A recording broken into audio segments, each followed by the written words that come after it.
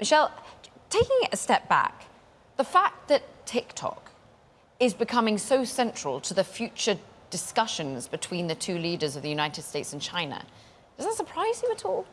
You know, it's a really interesting reflection of the importance of technology today when it comes to national security, when it comes to economic prosperity. But when you talk about taking a step back, whether it's TikTok, whether it's export controls on semiconductor chips, whether it's tariffs, bans on TikTok, bans on Huawei, all of these things are really important defensive tactical tools that the U.S. government can use to ensure that we're trying to keep our competitive edge.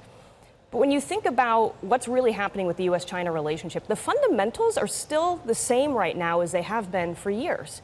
And we're in this sort of grinding incremental struggle on TikTok, on tariffs, on this and on that. And the only way that America actually breaks away is if we build and invent like crazy. We have to go on offense in addition to the defensive measures that are happening. We have to build chips, we have to build ships, we have to build data centers, we have to build rare earth magnets, we have to design new frontier models. We have to do all of these things, and by the way, export them around the globe to all of our allies and partners. And so going on offense is what's going to change the fundamental nature of this relationship. And that ultimately comes down to the private sector. The government can do all of these really important defensive tactics, but when it comes to breaking away and unleashing the full force of the United States, that's the private sector. Well, it feels like the private sector got the memo. NVIDIA, $100 billion going to OpenAI. We've got just $5 billion going to Intel, which seems tiny in comparison, but was an important move and signal for Intel. But should there be more done by the government? Because there's actually been a pulling away from the CHIPS Act, from support from a financial perspective. Instead, they're taking equity stakes in Intel, for example. Well, I think the Trump administration has really motivated the private sector in this direction. If you think about the AI Action Plan, which is about unleashing our AI, exporting American AI around the globe. If you think about unleashing American energy and the National Energy Dominance Council, right? All of these things are to enable the private sector to go run and to do their thing. And so I think we're headed in the right direction. But to your point, that's why these deals like the US-UK Prosperity Partnership on technology are really interesting. All of the deals on semiconductor and AI and energy coming out of the Middle East trip that President Trump took a few months ago, that's really interesting. You mentioned NVIDIA and all of these investments. There's also this $550 billion fund that the Japanese government has built, part of our trade agreement with them, that now the administration is taking a look at to say, can we use that to spur manufacturing? Those are really interesting because that's what's going to give us, not only allow us to go on offense, but really be a full force multiplier in working with our allies.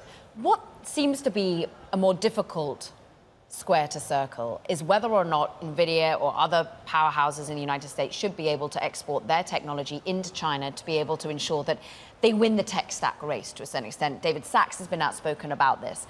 How are you seeing that very sensitive discussion percolate through the government and the administration? Well, that's a really important point because there's an underlying assumption on both sides of the aisle about, or two camps really, about whether or not China actually wants American tech in the long run. Yes. And you see some projections, if you just look at chips, for example, they are on a mission to be self-sufficient when it comes to semiconductor technology. There's some estimates now, they'll be 80% self-sufficient in domestic chips within 2 to 3 years, and that's up from 1/3 last year. And so they want Chinese chips. They want the Chinese tech stack. And so really it's a question of how are we going to go on offense and get global market share with all of our friendly allies who share the same values and make China less of an issue when it comes to market share. So you're more on the camp that, yes, restrain from selling into China, but just win everywhere else, ensure that we're supplying to Africa, to 100%. The Middle East, and everywhere. 100%. That makes sense. What's interesting more broadly about the China-US context is we do keep feeling as though there is this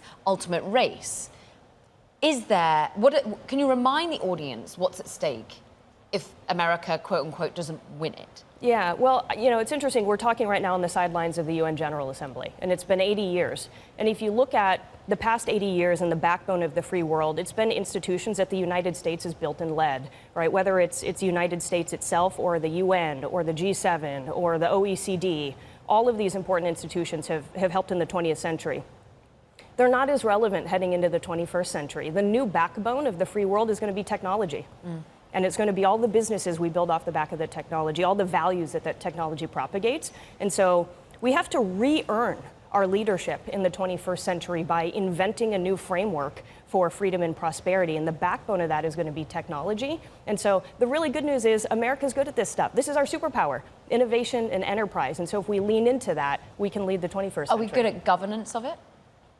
Yes, I think look at what we did in the 20th century, but it's not going to be the status quo. We're going to have to think and operate in really different ways. That's what tech diplomacy is all about, right? It's about bringing tech companies in the private sector together with government officials to have a conversation around how do you unleash innovation and also make sure that it accelerates our values of freedom and prosperity and human rights and data privacy and things like that. That conversation needs to happen where it traditionally doesn't.